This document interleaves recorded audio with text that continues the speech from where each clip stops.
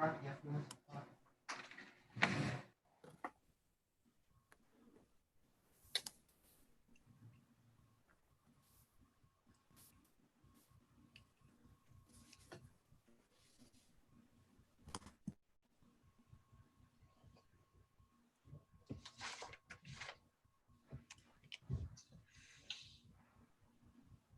right, everybody, thank you. We are now live on YouTube, and I will turn it over to Angelo.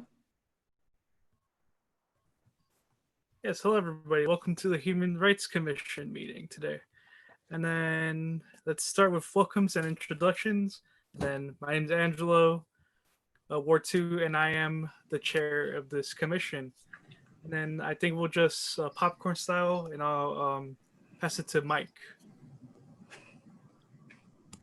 Hi, I'm Mike Waters, Ward 7, and I'm a commissioner, and I'll pass it to Alex.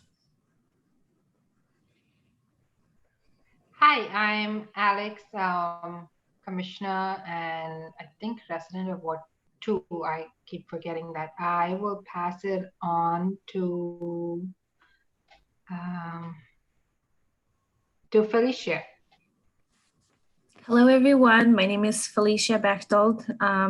I'm a commissioner from Ward 1. And I will pass it to Nathan. Hey guys, my name is Nathan Schmitt. I'm a commissioner from Ward 7, and I'll pass it over to, trying to think who's gone. David, have you gone? No, I have not. I'll pass it to David. My name is David Reinhold, resident of Polk County, and I'll pass it on to Debbie. I'm Debbie Aguilar, a lieutenant with Salem Police, and I am the liaison between the police department and the Human Rights Commission. And I'll pass it to Drew. Hi, everybody. My name is Drew Wright. I'm one of your new commissioners. This is my first meeting with you guys, and I'm very excited to be a part of this and looking forward to all the great conversations we're going to have. And I am a resident of Ward 3.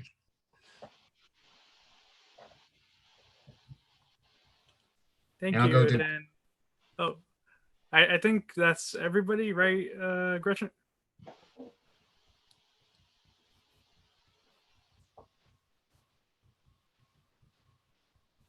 Apologies. Has Alex introduced herself? Yes. And how about Kathy? Not yet.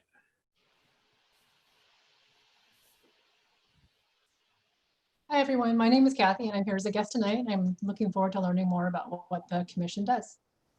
Thanks. Great. Welcome. And, oh, Tricarico is arriving. And it looks like what happened with interpretation is they had understood that the meeting was beginning at 6:15 p.m., you know, our traditional meeting time. So we're trying to reach the interpreters to get them on sooner. Okay. Tricarico, we are just completing introductions. Would you want to introduce yourself?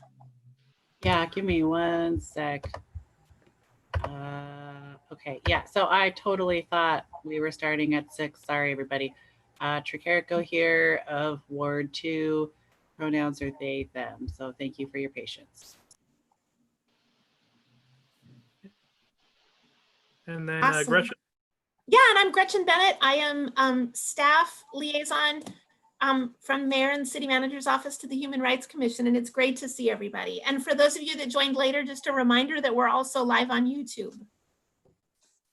Great, Just a question. I can't tell with my Zoom. It's green. Am I sharing my screen right now? No. You're not. Okay. I was like, what? Why is it green? Okay. Yes, and also I'd like to welcome our new commissioner as well. So happy to have you here. And then let's see, we can proceed to public comment. Anybody that wishes to address the commission has 3 minutes to do so.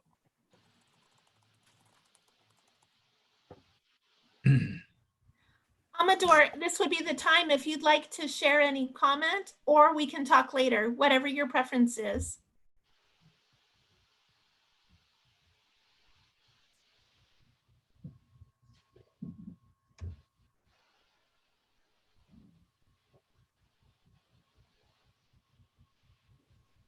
I have not received any additional public comment. Hello. Oh. Okay. Sorry, my phone it was my mic it was off. Okay. So I would like to share a little bit my experience. So this is the time. Yes, and we have 3 minutes, and thank you so much for being here, Amador. Okay, so my name is Amador, and I'm a community member who has been involved in different community projects with the city and community organizations, and also be involved in different committees with the city and other organizations. So I just try to be in connection with you guys because I want to share a little bit about the experience that I faced with a group that is the Neighborhood Association, Norgate Neighborhood Association.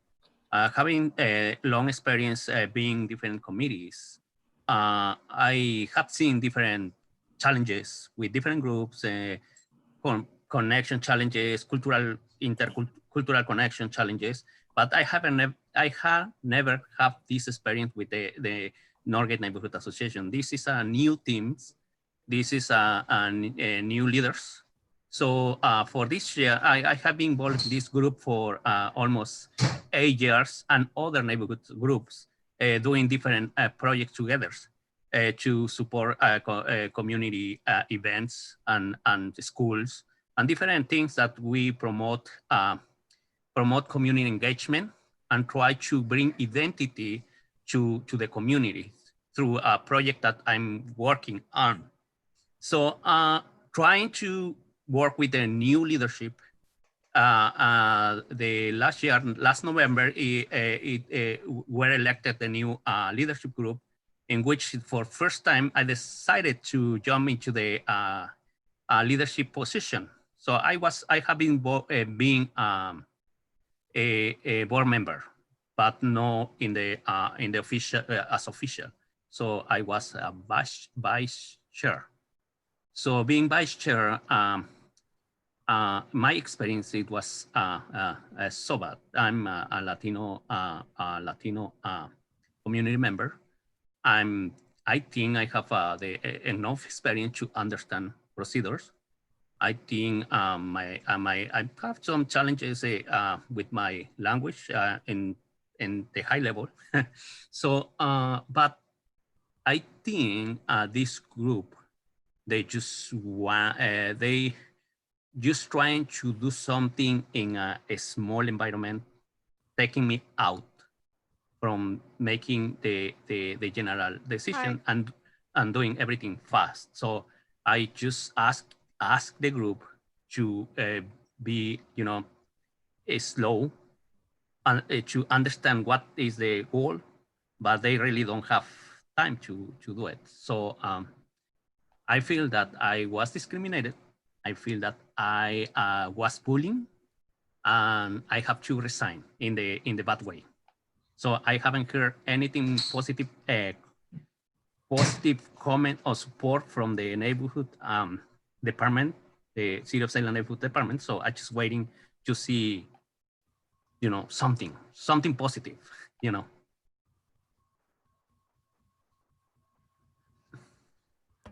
Gretchen, you're muted. Yeah, sorry. I apologize. I was typing to Krista, so I muted myself and then I forgot.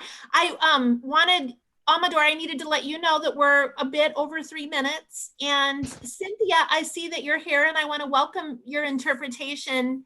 I've been typing to Krista, but if you're able to show your video and provide ASL, that would be awesome. Oh, sorry. I didn't see that my video was off. Just a second. Is there any way to pin Krista in a way that I can see her, or who is Krista? Krista Gallagher is the name there, and Jordan has also just arrived. Okay, and there I am. Let me type a note to Krista. Thanks everybody for your patience while we get this queued up. Let me type to Krista to ask her to turn on her video. Oh, here she is. Good. Ah, hi. Thank you, everybody. And Amador, I apologize. I feel like I cut you off kind of abruptly. Did you have a closing comment? No, I just would like to work with anyone in the community in order to help and support neighborhood groups to understand that be open for the community is a challenge and it's taking time. So I'm very open to establish conversation.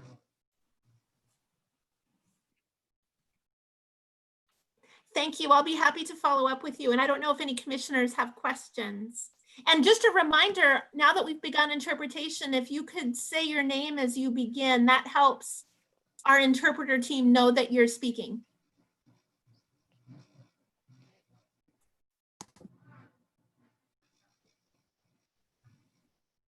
Angela here. Does any commission have any questions?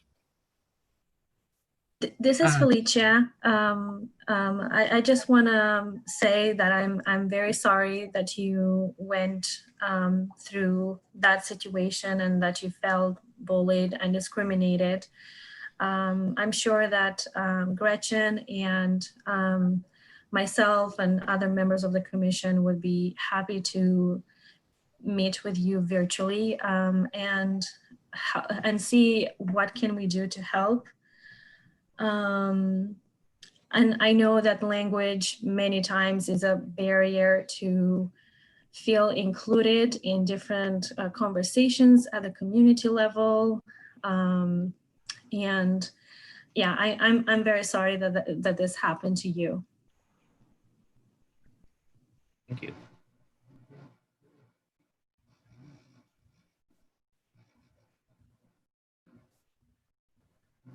Angela here again. Thank you, Felicia. Any other commissioner have any comments or questions? This is Drew Wright. I was curious, I might have missed it in the comment that he gave, but what was the situation in which he was discriminated against by the neighborhood association? It was only when I tried to share my opinions and when I let them know that I need time to understand procedures, not to understand procedure, is to give me time to understand because everything was in English, okay? So my challenge or I think people who is in progress to understand the system and also the language is taking time to understand procedures and also have the opportunity to express your opinion and take time to understand what they're trying to say. So I think that doesn't happen, and the agenda they just trying to run the agenda as soon as possible. So I feel that they didn't take the right time, and they didn't open the door to understand what they're trying to let them know. Yeah, I think that was very wrong. And speaking from, because I used to serve on the planning commission for the city of Salem, also dealing with neighborhood associations, and them approaching you like this was, in my opinion, one of the worst ways to represent our neighborhood associations. And that's very wrong. And I'm hoping that we can come to some sort of a resolution to see if we can get this fixed. Maybe, have interpreters at the neighborhood association meetings that can help alleviate the English barrier so that everyone is on the same page. But this was a very wrong and very inappropriate way for our neighborhood associations, and it sheds a dark light on the city of Salem with our neighborhood associations in this light. Thank you. I do want to jump in and note that it's always important when we receive information to pause and conduct an assessment.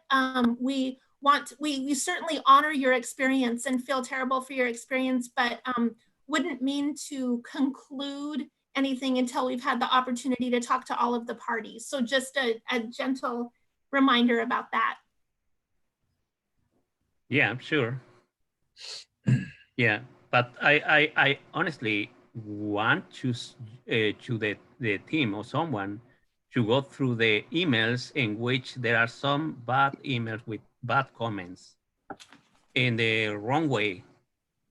You know, if you go through a process, going deep, not just in the top, because I feel because I have some meetings with the neighborhood department people, and they just went to the top and say it was just miscommunication. That was the conclusion, and I feel that it wasn't miscommunication. It's more than that. But they didn't take time to go through the emails in which you can see the level of the conflict that it was in this group.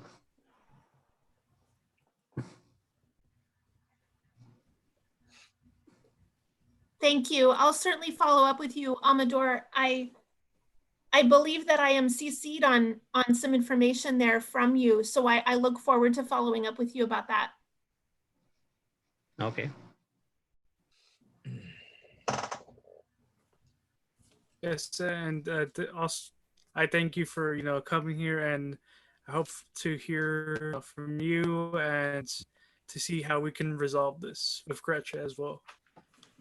All right. Oh. Then I think we can move on to the consent calendar. And if I'm not mistaken, we have quorum now, right, Gretchen? Yes. All right, so we can approve the consent calendar, approval of agenda, and approval of minutes. So I think I'll give you a couple, like 2 minutes to review if you haven't done so yet. And this is Drew, and I'll probably be abstaining from the vote since this is my first meeting and I wasn't at the last one.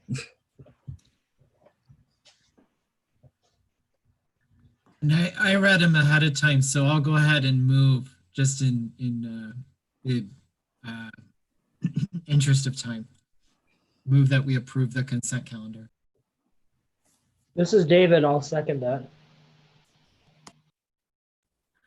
All right, all those in favor of approving the agenda and the minutes, say aye or raise your Aye. hand. Aye. Aye. Aye.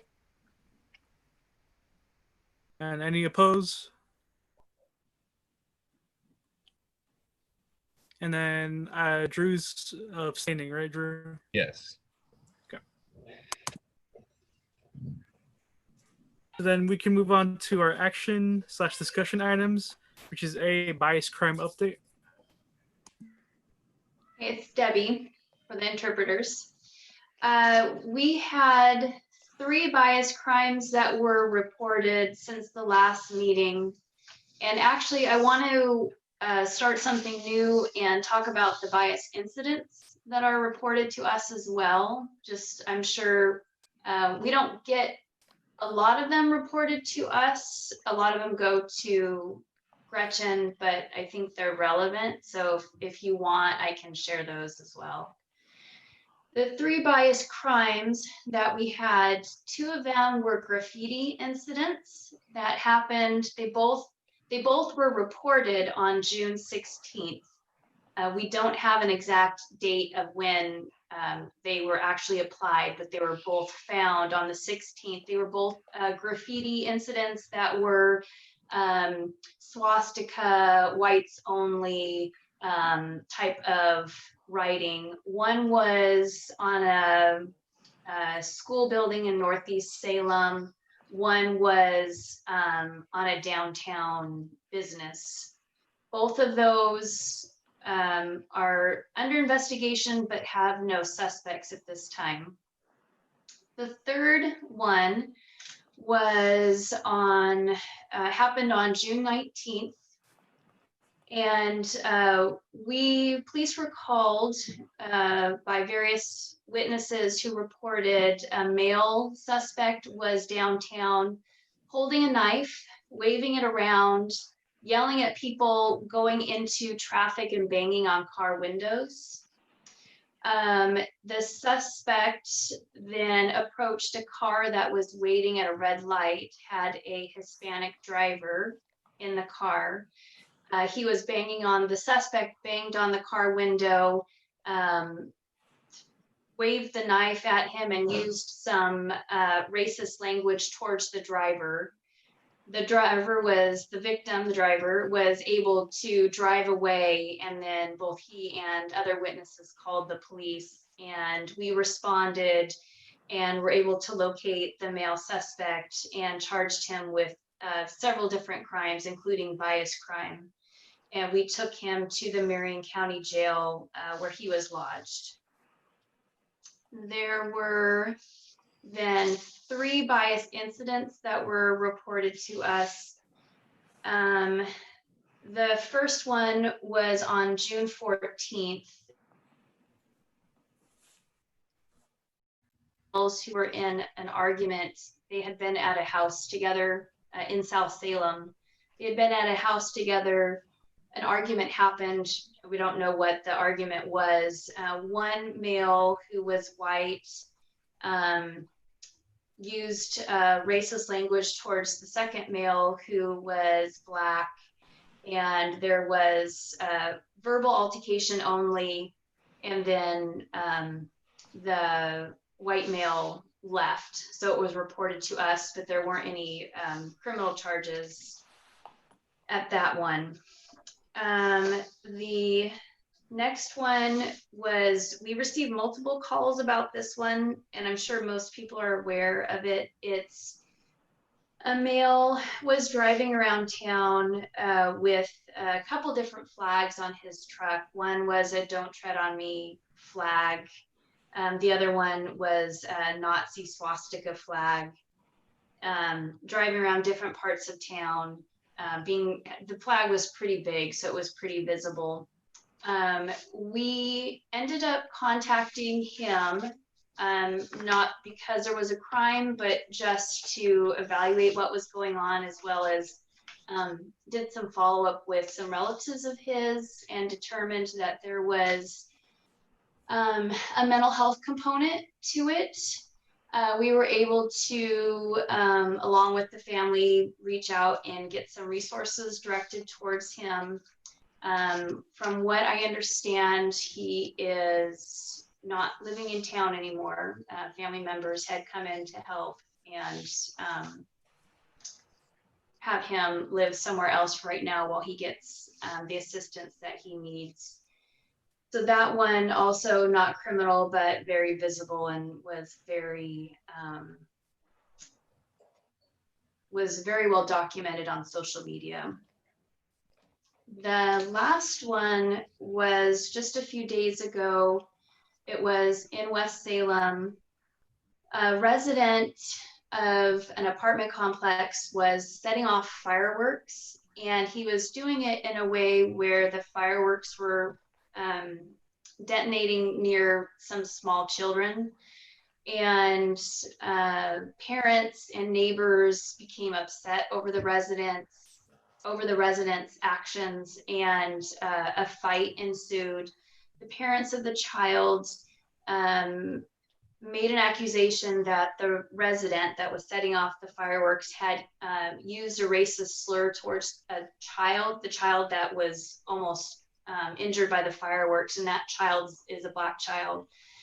So the resident was arrested on some endangering charges. The DA's office is looking at bias crime charges. At this time, they're not sure if they're going to be able to make that connection to determine whether the reason the resident was doing what he was doing was because there was some kind of bias component. But the Polk County DA's office said that they have it under review, so there may be additional charges to that case. There may be bias charges to that case down the road, but we're still waiting. We're still waiting to hear. So right now I have it listed as a bias incident. So those are all of the bias crime or bias incidents. The only other one that I don't have a lot of information on, because an officer was taking the report, and actually maybe Gretchen can help me out with this one because it came in just today. We had a male call in and said he had some difficulties at a local store because the store was shutting down for the night and didn't check an area. He was in the area shopping, the store didn't check the area and actually locked this area up, this garden center up. And the man actually got stuck in there and had to call customer service to come and let him out. And he felt that the action by the store was because he was Hispanic. We had some difficulty communicating with him just over the telephone. His telephone kept breaking up. But I think I had asked Gretchen to maybe reach out. I thought maybe that he was more comfortable talking with Gretchen, but ultimately we had offered to have a Spanish-speaking officer make contact with him. And so I don't have information on how that conversation went. That was supposed to happen today at 4. Gretchen, were you able to speak with him? I was not. I called and I got voicemail and left a message and my phone number, but I didn't hear back. Okay, he ended up calling back in, and dispatch helped facilitate a conversation between him and the chief's secretary. And so he was going to get connected with a Spanish-speaking officer. So I don't know. Again, those are the only details right now. It doesn't appear there's a crime, but there's maybe some feeling that there was some kind of bias on the store's part. And that's all I have.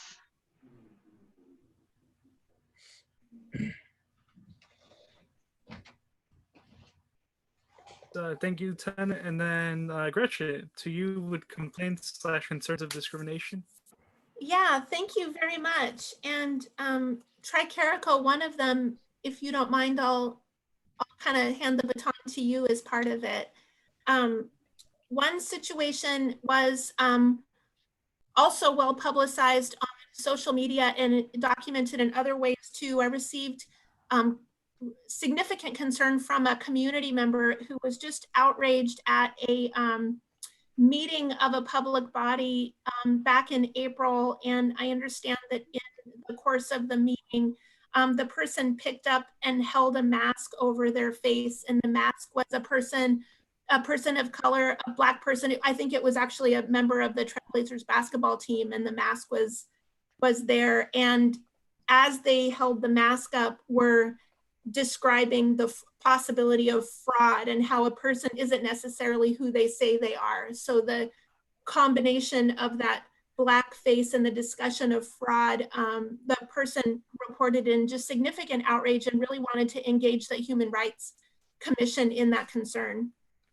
I also understand that the person expressed an apology out back when it happened, and then that was accepted by the NAACP.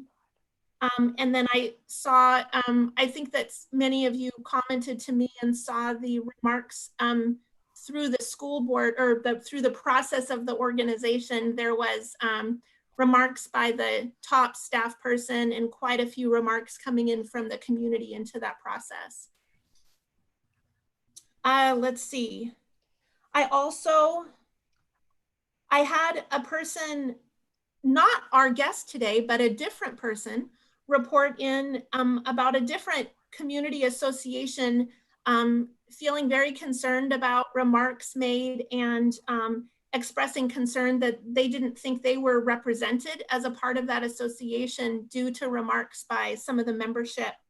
At this time, the organization itself is looking into the situation, and they haven't filed any sort of specific complaint with the Human Rights Commission, but is kind of paying attention to how that organization reviews the conduct and its processes, and they may want to come to us for assistance. We've had a few conversations. And then the third situation, Tricarico is working with, so I might hand the baton to you if that's okay. Yeah, Tricarico here. If I butt in real quick after Tricarico, or what? Do you mind if I butt in real quick, or? Sure, go for it. Yeah, I don't know if you guys have seen this on social media, but it's been kind of flying around. One of so for the Saxon High School newspaper, it's called the Clippian, right? And they've been doing coverings of a lot of the protests, and they caught on camera, it was like this video of some Oregon State police trooper and he does like this like white power sign to a bunch of the protesters, and they come up and pat him on the back. I don't know if that's like anything Lieutenant Aguilar would know about. I'm pretty sure it's like she's with Salem PD, so I don't know if Oregon State Police and Salem PD coordinate with this kind of stuff, but I've seen that going around a lot on the internet. So that's just my kind of like youth take there. Sorry for interrupting, Tricarico. No, that's okay. That's definitely a hot topic right now. From what I can gather, the Oregon State Police did, sorry, Tricarico here, did some kind of investigation, and their decision was that no displays of white supremacy were displayed. I'm trying to remember the wording, either implicitly or explicitly.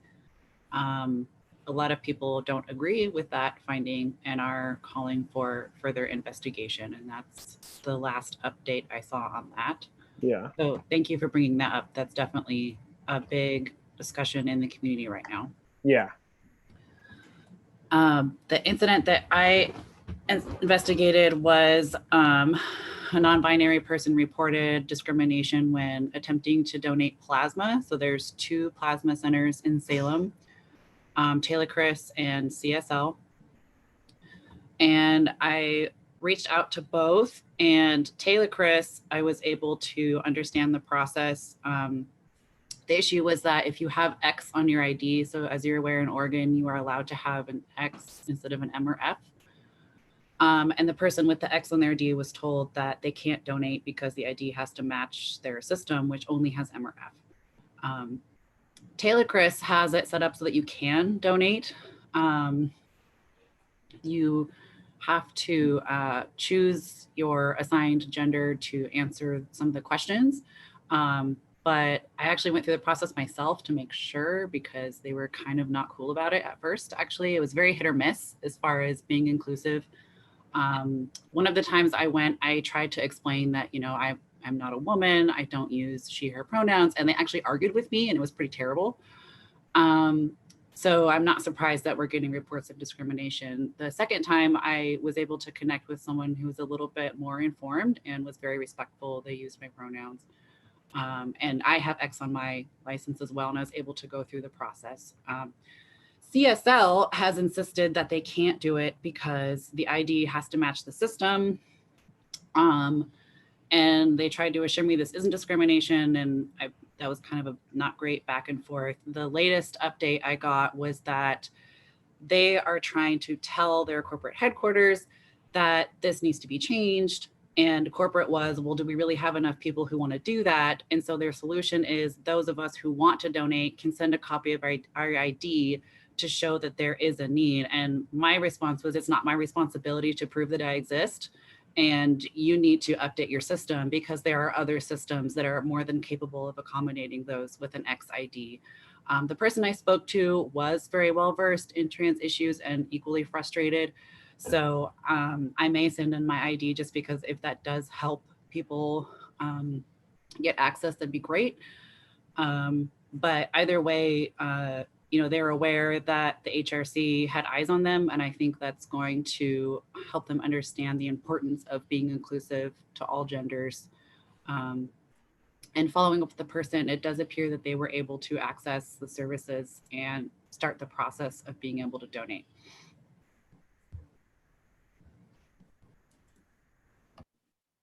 Thank you so much for sharing that. And then again, just a reminder, it's really hard to do, but we work at not sharing the specific names of organizations or businesses. So just a reminder about that, as we're all in the assessment process and gathering information, although you've gathered a lot, and I appreciate that too. Thank you. I also just had a couple of other inquiries that didn't roll in into our definition. Like I got a call from a person in another city in Oregon about concern for lack of grandparent rights in child abuse investigations. And I provided information and referral. And then I had a person in another city report being denied services over a mask conflict. And again, provided information and referral. But that would conclude the information that's come in. I don't know if there's questions for myself or Tricarico. Oh, and on the OSP situation, if you like, I could forward the news release that Oregon State Police did related to the symbol. I believe that what they had explained was that the intention was to do the symbol that is for the OK symbol, but in the past couple of years, the Anti-Defamation League has cataloged that symbol differently. And so that's part of the information, but I'd be happy to share the Oregon State Police report if that would be helpful to folks. Hey, Gretchen. Yeah, thank you. I would just say that even though the Anti-Defamation League has listed that symbol as one that's used with white supremacy, they also put on their website to use caution and not jump to conclusions, because it does have wide uses in sign language and in other just common situations. And I think in that particular situation down at the Capitol, it was very loud and everyone had masks on, and that it was just impossible to mouth and or hear anything of what was going on. But the OSP did send, like you said, send out a press release from what they found when they reviewed the body cams, which the troopers all wear down there. And we're not the same police agency, but we all work in the same area, so we all cross paths, especially down at the Capitol. Hey, this is Mike. I had a question for Lieutenant Aguilar, if I may, just about whether the information about that symbol has made its way around the department so folks understand the importance of not using that symbol in those types of situations. Has that kind of been shared broadly? So it's interesting that you mentioned that, because there were actually several, I won't call them old, but senior members of our department who had no clue what people were talking about. And some of the younger officers said, well, don't you realize that even though it started off as kind of a meme or a way to show how something can get steam and gather it and turn into something else, it now has been adopted by these white supremacists. So that education is going around. There were a lot of people who weren't aware that it had been adopted.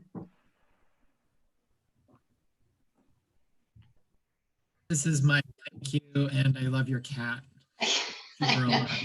He's 7 weeks old and is just crazy.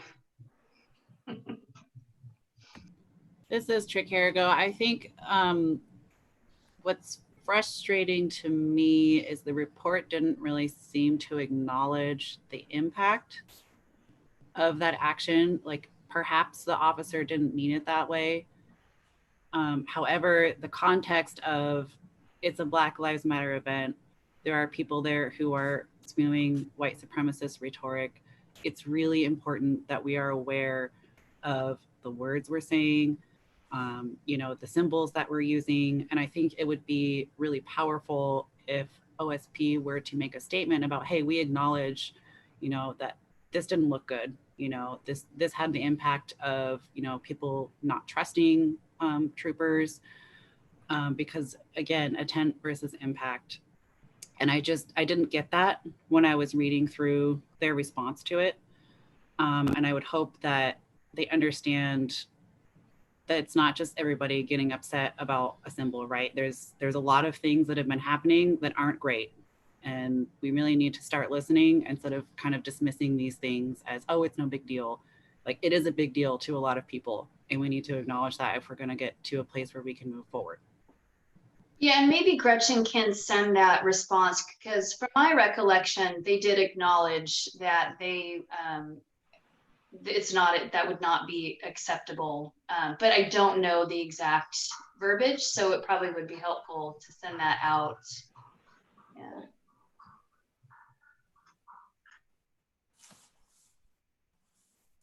And that concludes my report.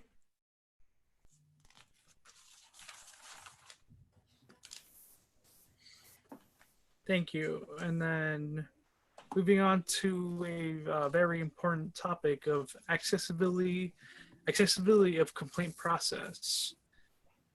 We, I think everybody's trying to make this complaint process, to be an easy process and a smooth process. I think we can all agree that we need to work on this. And so, Gretchen, can you go ahead and explain how we can do this?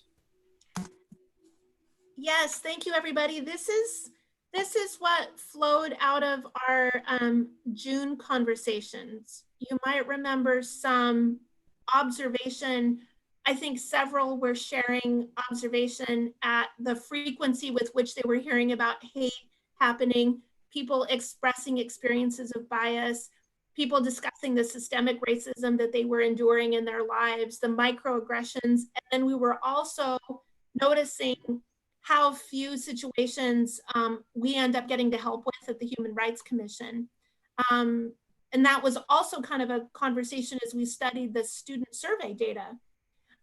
So as we looked at that, I think conversations started to begin about what do we do to help close that gap?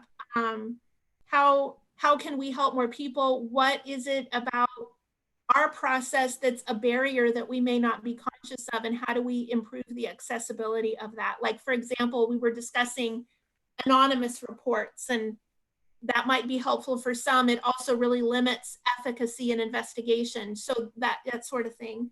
So to try to get better and help in more situations, we wanted to look at what we could do. And so I was going to do a quick piece about what we do at the Human Rights Commission. Debbie is going to share a bit about the Salem Police Department's process. And then we, in discussing with Chair Angelo, talked about how do we hear other voices in this conversation and engage more of our partners. And so an idea to enlist everyone to work together to gather in more information.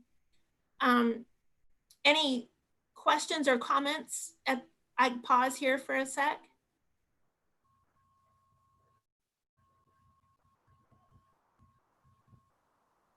Okay, well, a lot of you are really familiar with the complaint process at the Human Rights Commission. I think one of the key features is no wrong door.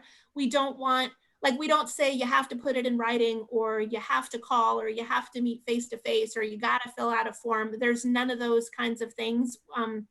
We've tried to welcome information coming in any way that would be comfortable for the individual.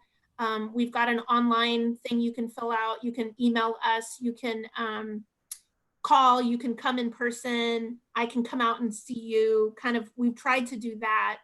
We also, as you know, built the liaison program, which was the intent of developing and being in more relationships with organizations and people that are potentially interacting in the identity communities that might see a higher risk of discrimination, working with organizations and knowing people on an individual level, because sometimes it's with the comfort of an individual relationship. A person may not trust government or be comfortable to actually call the mayor's office, but they might know Alex, for example, and be comfortable to talk with Alex about a situation. And so sometimes it's about that relationship developing to help create comfort.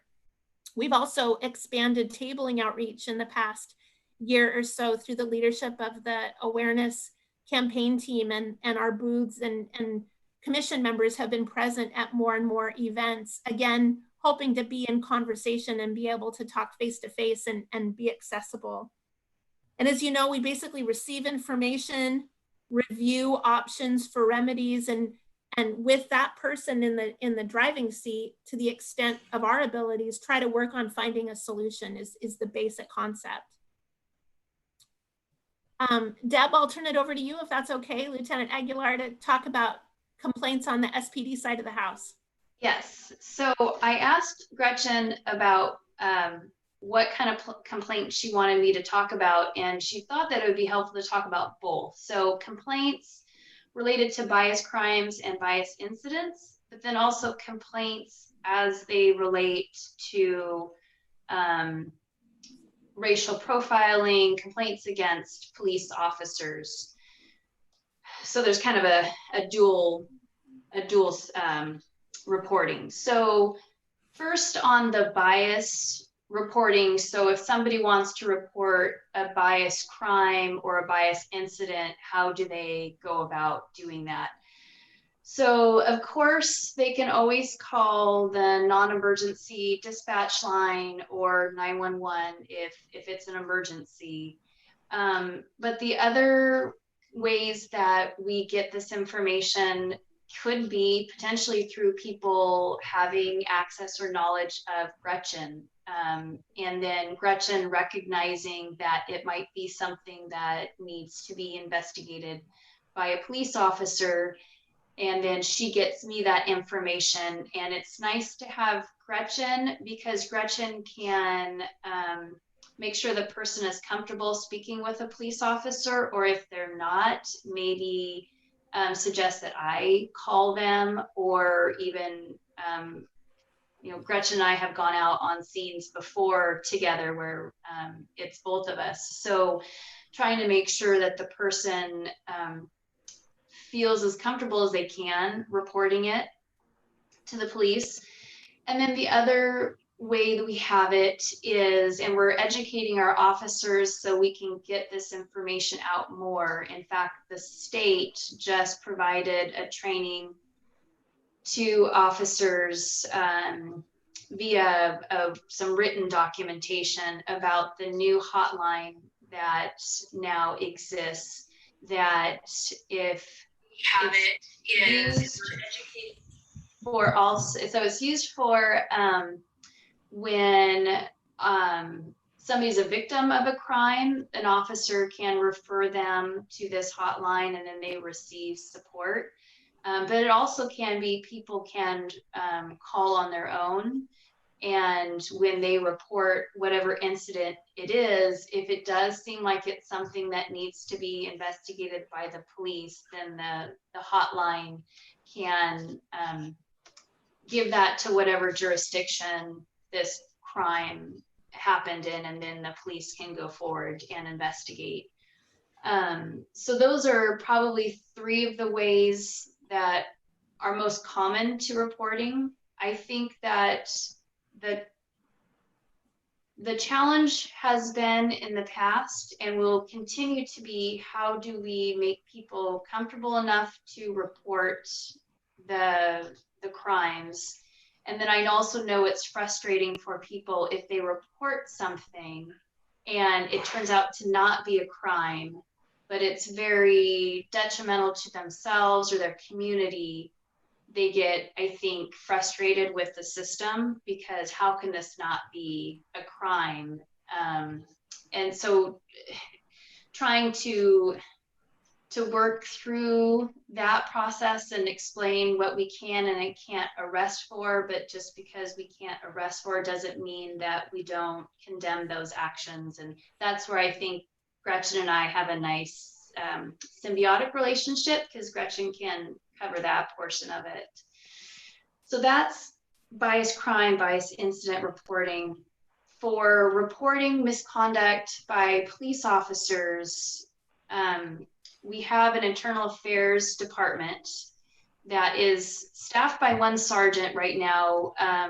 He only does the more serious investigations. So any accusation of biased policing would be investigated by him, or allegations of excessive use of force or misuse of physical force would be, and then ethics complaints would be investigated by this sergeant. And there's a lot of different ways that we take complaints. We'll take them in any way that people want to get them to us. We will take anonymous complaints as well. Although, like Gretchen said, it is more difficult if we have an anonymous complaint to do a thorough investigation, if we don't have somebody else that we can talk to and get more information. Any person on the street can approach a police officer and say they want to file a formal IA complaint. Officers are taught, if somebody does that, more often than not, they will get a supervisor on scene because it's really a supervisor's job to take that information. They can take the information, pass it on to our IA department, and there's really nothing more the person has to do until they're contacted by IA. There's also the phone and the email to the IA sergeant that's on our website. I'm working on trying to get it more visible because it's kind of hidden on the city website, on the police website. The website was updated. It's much better than what it was, but it's not totally perfect. So a lot of the information is buried. There's also a new online complaint form where you can fill it out and it kind of leads you through all the boxes that we need to know about, and you can send that complaint form and it goes straight to the IA sergeant and gets him all the information that he needs to start an investigation. So that one, he's really trying to push that information out, just because it's a really great way to get that information, because it kind of leads somebody through everything we need to know to at least get that IA started. So I think that's about covers it, unless there are questions.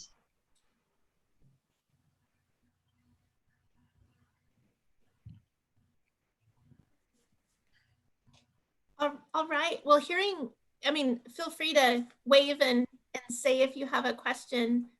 But with that kind of reminder or background in kind of how we're currently doing the status quo for the complaint process, we're wondering what voices would help us, what other information that you might be able to gather to be able to do that. And one idea that emerged would be if members of the commission would be interested in reaching out to partner organizations and sharing this resource and asking kind of what barriers there might be for people to access it, or how we could be helpful if people in their groups are experiencing hate or bias or discrimination. And through those conversations, we may learn how to get better.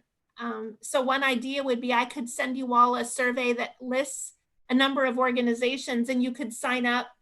I could include some things like our web pages and tools, like for the stuff that we have currently. And then you could communicate with the organization and say, hi, I'm with the commission. This is what we've got right now, but what's missing? What are people telling you? What barriers are people experiencing? So that was an idea that discussed with Angelo about seeing if commissioners would be interested in doing that, or if maybe you have other ideas on how to strengthen things or hear more voices in this question.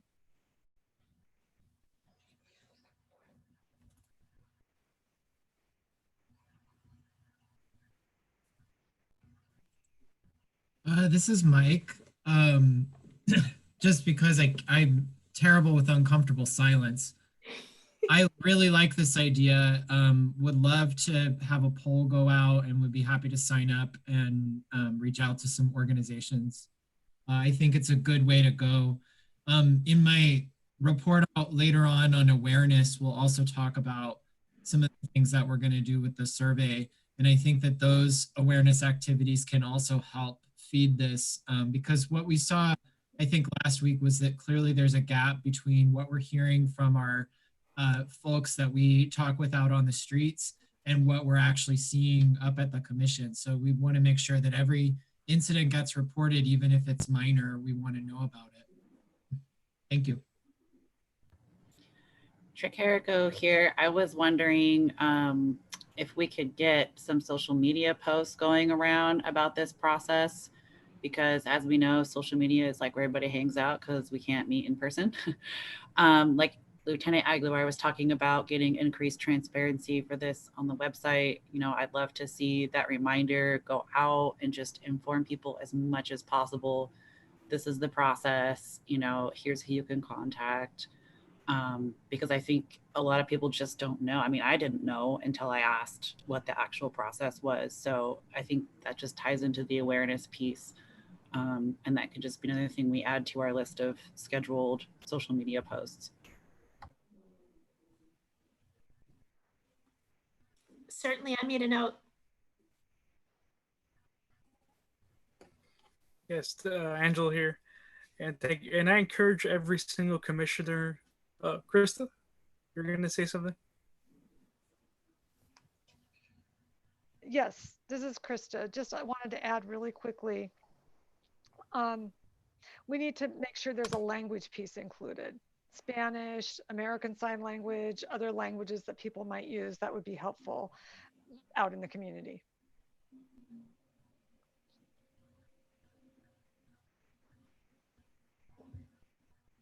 Yes, thank you, Krista. I agree. And then, as I was going to say, I encourage every single commissioner to sign up for a couple organizations because I think this is something that's going to be very helpful to help us improve our, not just our reporting process, but I think as a commission as a whole, and also, just putting ourselves out there for people and, letting them know that we're here to help and we're here to listen. So thank you, and I think Gretchen's going to send that email shortly, I believe. Right, Gretchen? Yes. Thank you. And then if nobody else has anything else for that, we can move on to task force and project updates, and then awareness. That was like the perfect connection to awareness. That's great. I do have an update. The biggest update is that we're working on our materials related to the survey, putting together a kind of a core communication document that'll have the essentially what's the press release around the survey, and then building out a communication plan. David Reinhold and Bella Borgia joined our group. So the group is myself, David, Bella, Tricarico, and Rita. And we surfaced a number of really good ideas around how to get the word out about the survey. In addition to having kind of a core piece that explains the survey results that we would send out to media and hopefully post out on the city website. We would also like to develop some short spots for CCTV that kind of highlight some of what we saw from the survey, and maybe share some personal stories as well through those spots.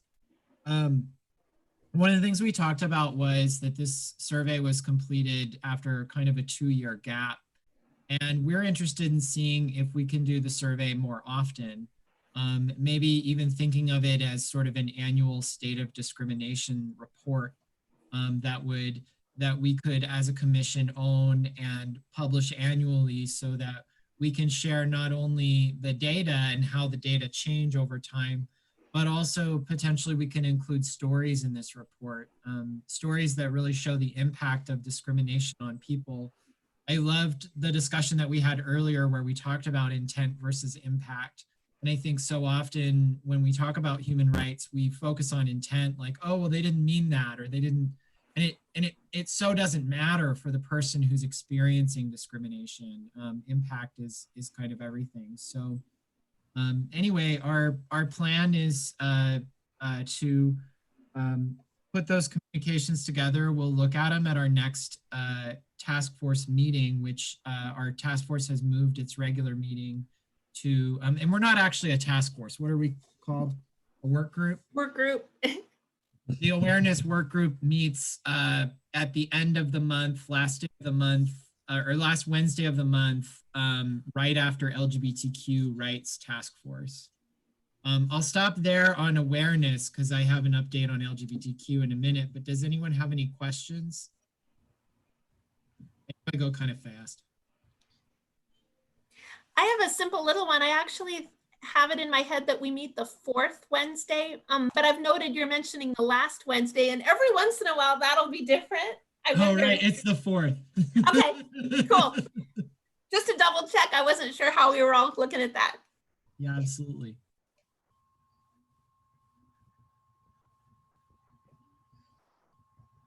All right, that's the awareness update.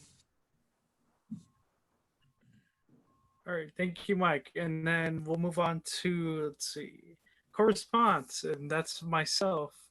And right now for correspondence, I believe we have a training for the September meeting, and it's let's see, it's on oppression, I believe.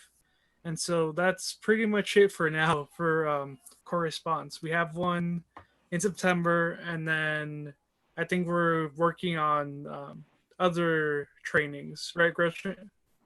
Correct, yes. In fact, we reached out to Wilma Oni, a member of our commission, to see about engaging her. It should be really cool.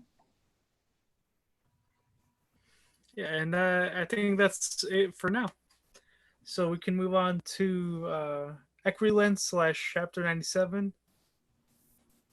Yeah, so I don't have a lot. Sorry, Tricarico here. I apologize. I don't have a lot. I've been really swamped with a lot of things at work and other projects. So I did reach out and send out a couple emails to try to get some next steps. They have a list of Equity Lens examples, and I think I said in a meeting before, I lost the list. I have not been able to find it. So I'm going to try to get that list again.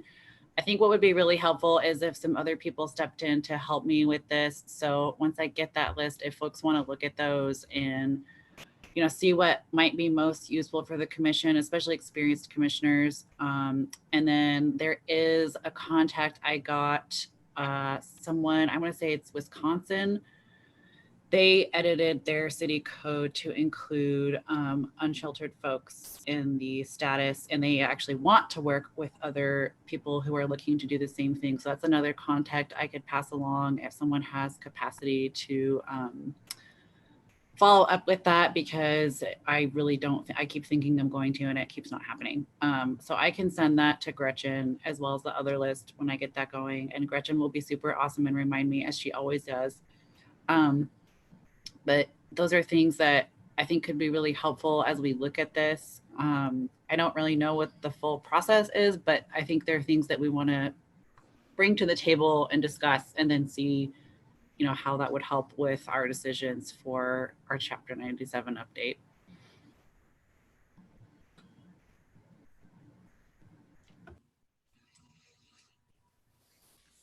All right, thank you. And then I'll pass it back to Mike again. Hello, LGBTQ. We had a really good meeting this month, and if you saw the minutes in your email, I actually made kind of a longer statement at the beginning of LGBTQ rights, specifically addressing what was happening with the Salem-Keizer School Board recently.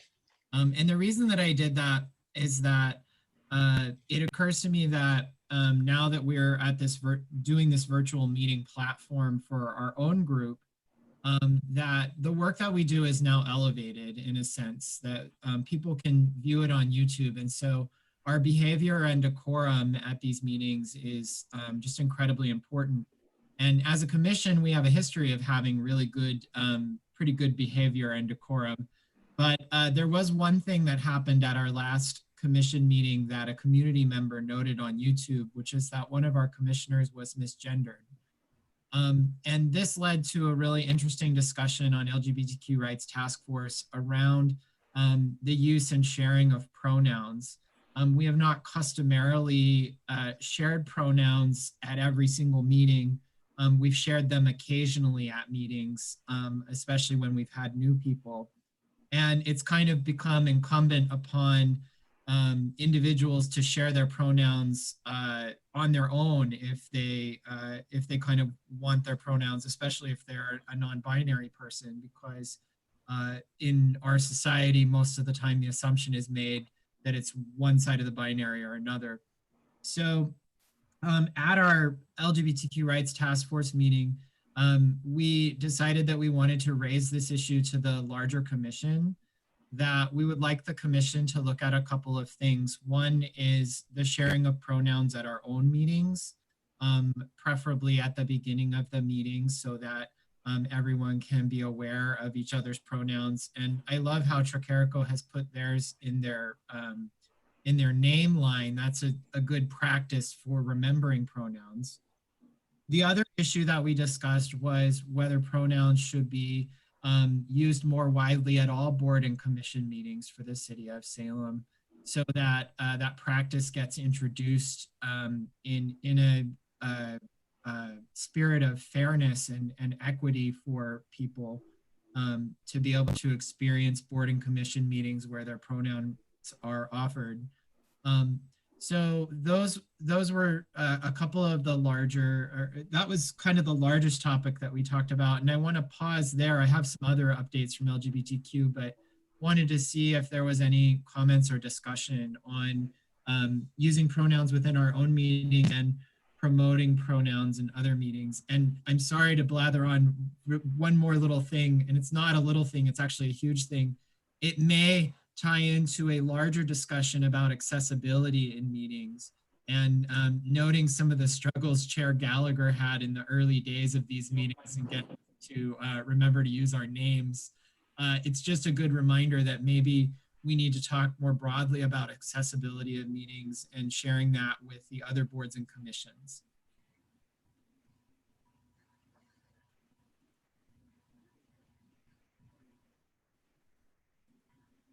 Does anyone have any thoughts they'd like to share? Yeah, Angela here.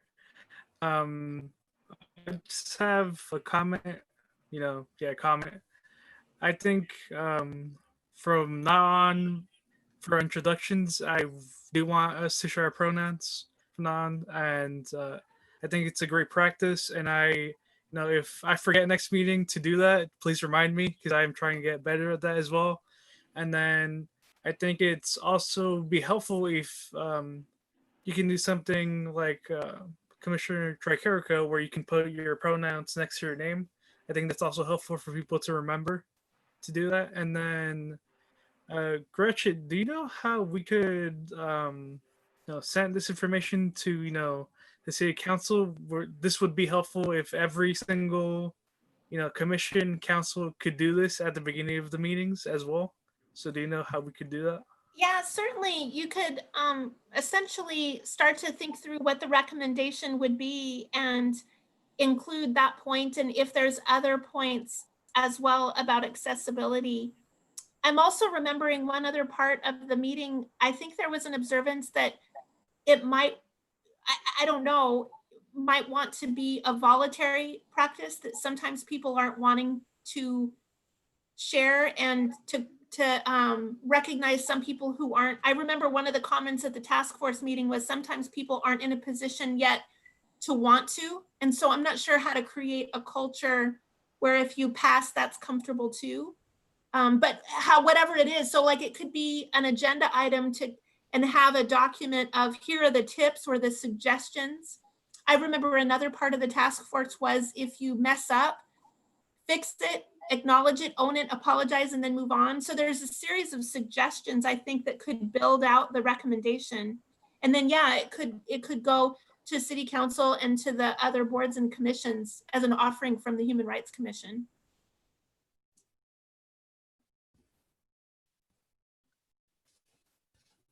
This is Mike, and I saw Tricarico briefly unmute.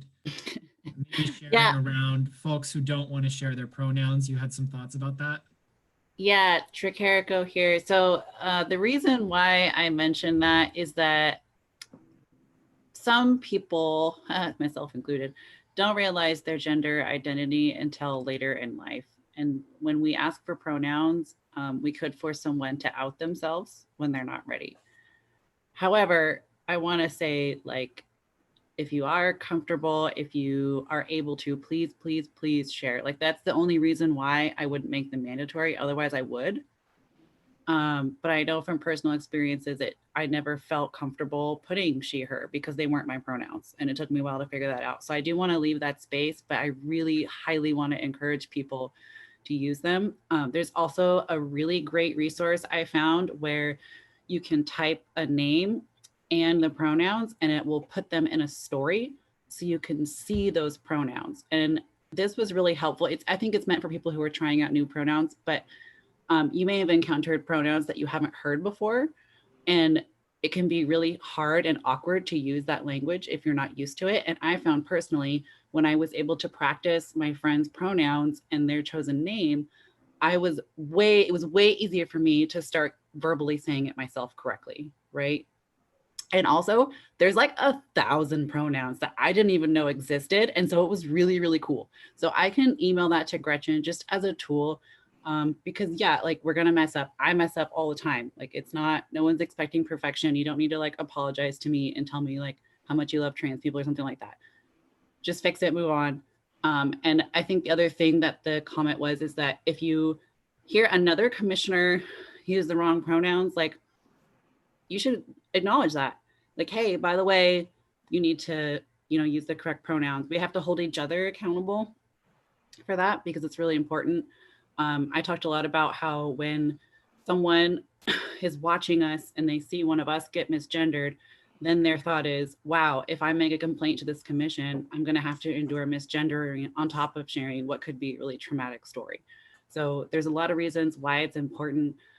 If you have questions, I'm a really safe person. You can ask me. I'm not going to get offended if you ask me like, well, why does this person have this pronouns? Because that's really not an okay thing to ask someone. But if you want to reach out to me, I'd be happy to talk to you about pronouns and, some of the new ones that are out there.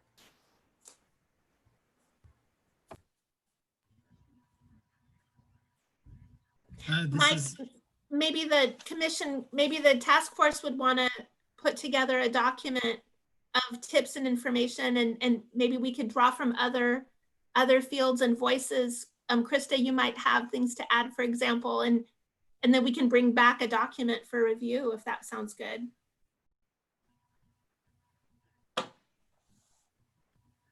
This is Mike, and yeah, I think that is what I was going to recommend.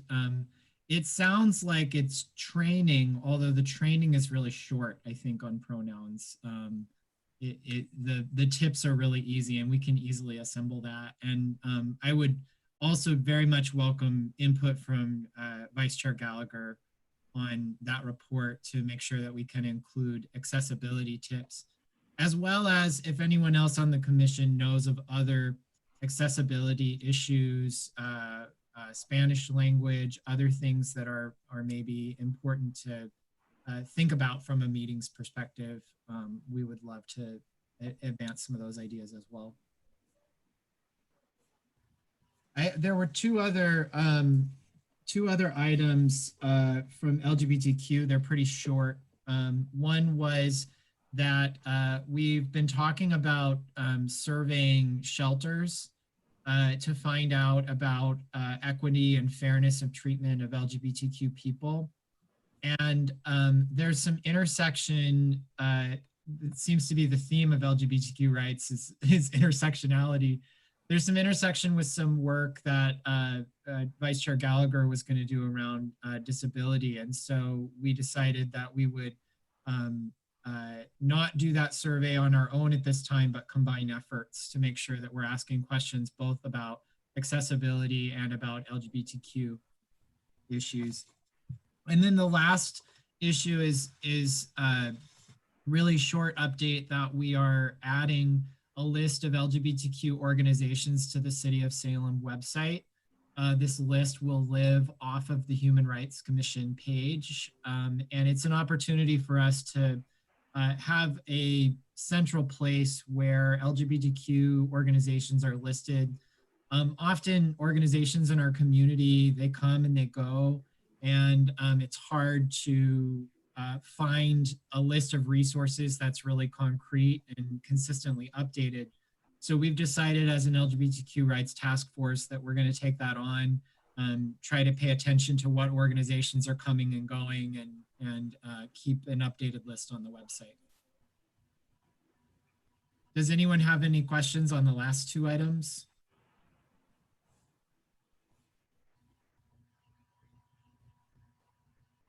All right, thank you. This is Alex. Going back to the pronouns, I just wondered, Gretchen, is it possible to have pronouns on those little name cards that we use at tabling events? Because Chicarico added theirs at the last event that I tabled with them, and I thought that was pretty cool. So if we were all comfortable with doing that, could we get new ones printed with all our pronouns on them? This is Gretchen. Certainly, I'd be happy to do that. everyone wouldn't mind emailing me how they'd like it to be, I will get those updated. Thank you.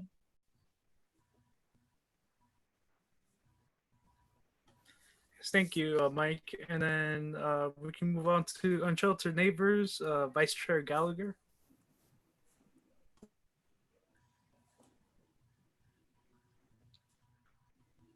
Okay, and there's not a lot of information this month or in this past month, but I know Gretchen joined the Zoom meeting on June 17th, I believe. It was for the COC, the Collaboration Committee, and that was a really good meeting. I learned a whole lot.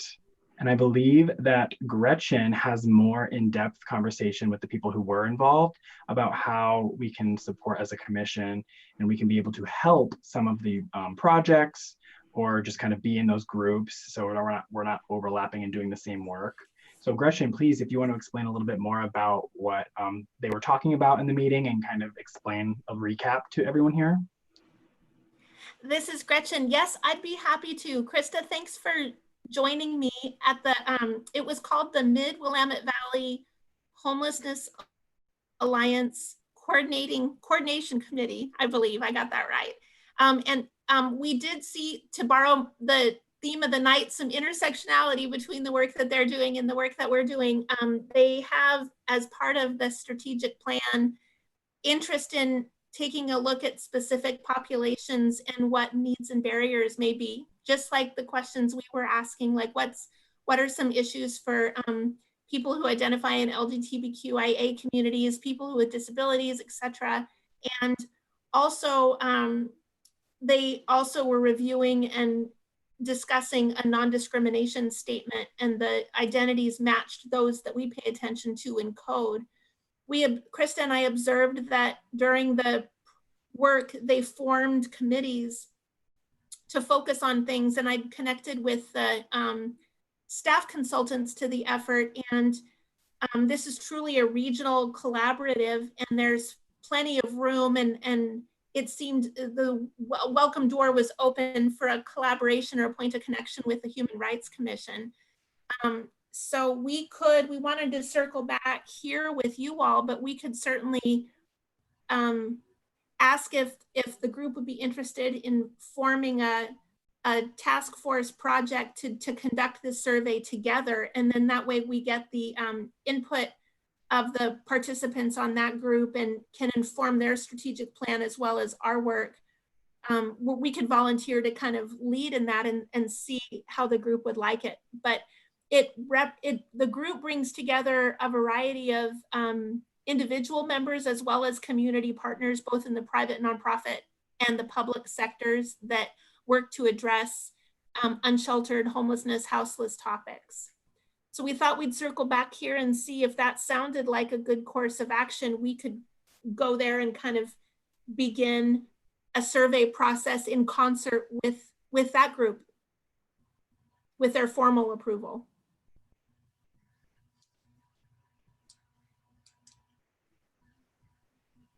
I'm seeing nods. Any objections or concerns about the idea? Quick personal note, I'm also retaining the role I think I shared with you during the pandemic. I was asked to kind of serve as a liaison around homelessness issues, and I'm retaining that, not like post-pandemic, like indefinitely.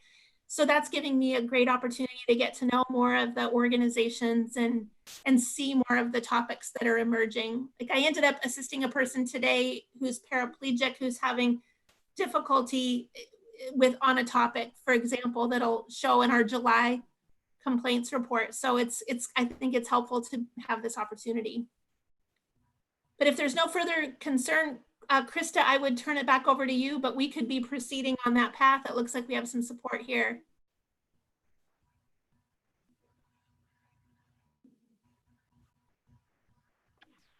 Krista here. I think that this is a really good group, and I would love to see, our involvement with this organization. I feel like if you need any contact, just contact Gretchen. I think that's really it for the updates for our task force.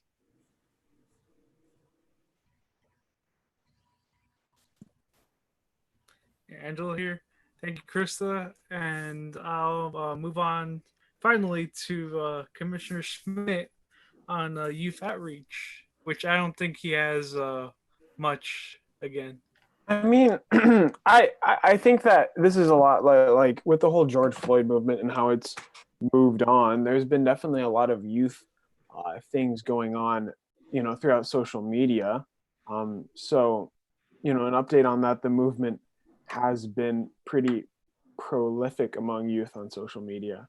I've been trying to do my part to stay a member of the movement, but I think if we advertise ourselves more, and I've seen this done with Angelo as well, I think he's doing a really great job on this.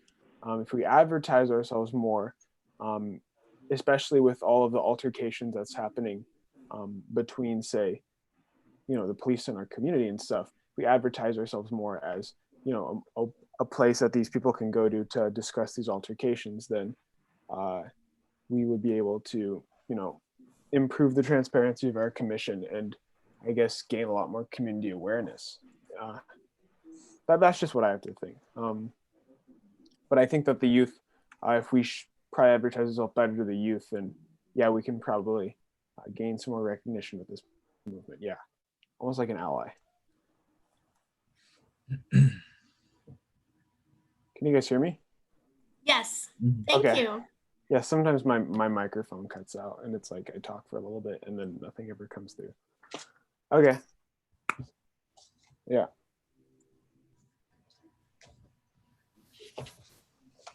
Angela here. Thank you, Nathan. And then we can move on to staff updates.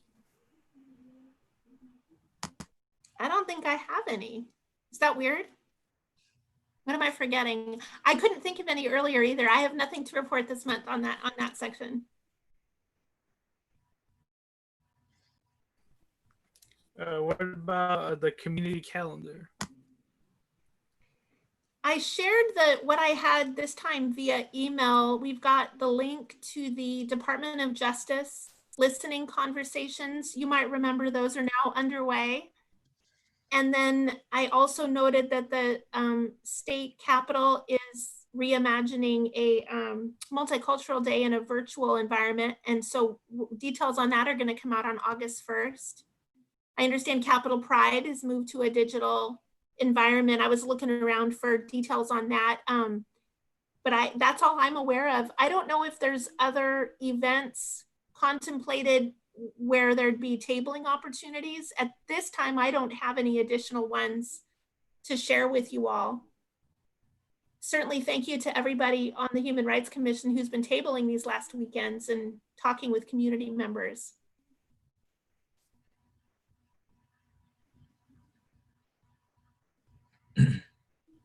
Gretchen, this is Alex. I don't know about tabling opportunities, but the World Beat Festival, they've started something called World Beat Wednesdays, and they're doing something live streamed every Wednesday. So they get like a group to perform or something like that. Very good. They're planning to do this through the summer at least. Thank you. I'll find that and forward it to everybody.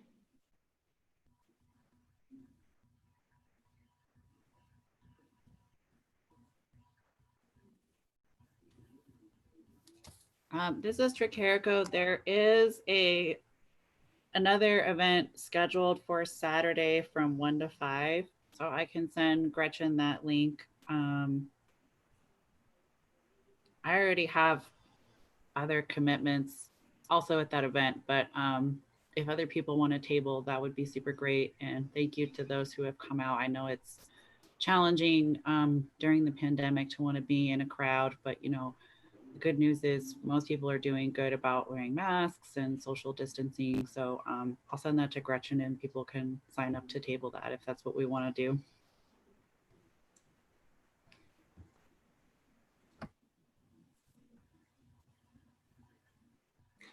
This is Krista. Krista here. One more thing to add. This is the 30th year of the ADA, Americans with Disabilities Act.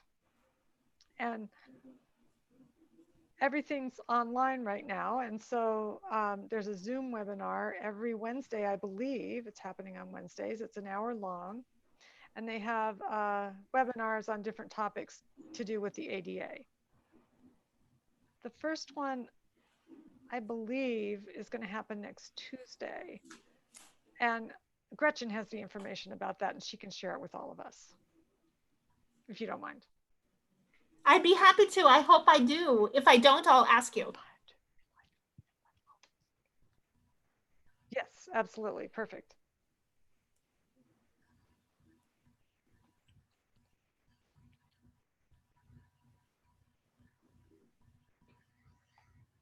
Thank you. If there's nothing else to add, I think we can move on to member remarks.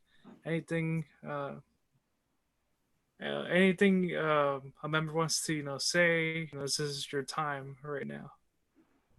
And hopefully, somebody wants to say something because we still have 25 minutes for a meeting.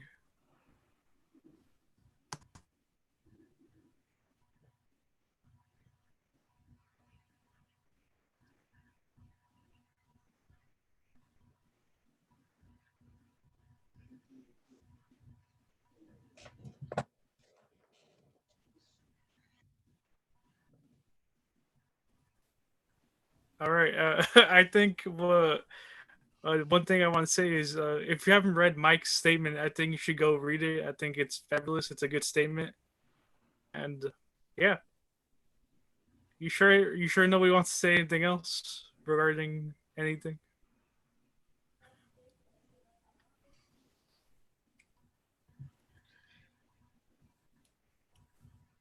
This is Drew, and I'm it's like again I'd like to say I'm excited. I'm excited about all these different task force that you guys all have going on, and I'm curious about to get a little more information on the equity lenses and the LGBTQ task force as a new member coming in, because that seems to be the area that I would kind of like to help out and volunteer in if possible. So if I could possibly get some information on those areas, that would be awesome.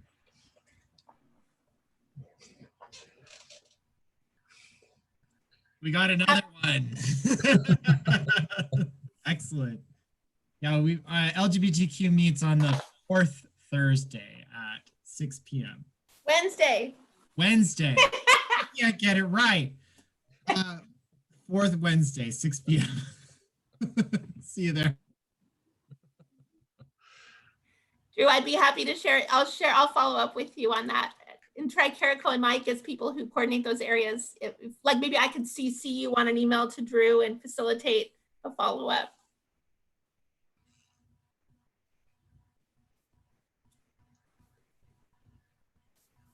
All right, Angela here. And I think one last thing is, again, I urge you guys to really, stay. Wait, what was I gonna say? Oh yeah, really stay on top of things, and really, reach out to other organizations and watch out for that email from Gretchen, because I think this is something that will really help, the commission and also the complaint process. And so if nobody else has anything else to say, I think we can end this meeting now. Thank you, Angelo.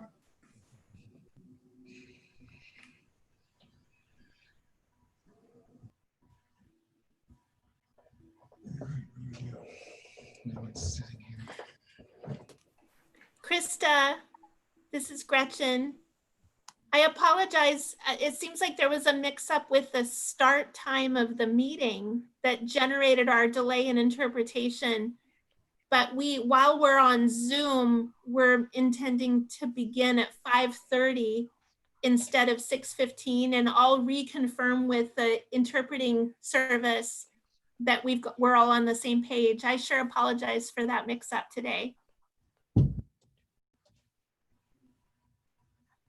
This is Krista. It's quite all right. Mistakes happen, and I appreciate the 2 interpreters for coming on as soon as they did. I'm really happy I had access for as long as I did. It's kind and generous. Thank you.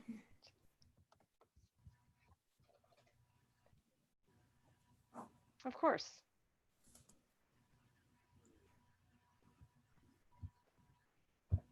Well, Drew, did we scare you off? Oh, you know what? I need to end the YouTube because we've concluded the meeting. Just a moment. If you want to stay, you can, but Are I'm we going to go. adjourned?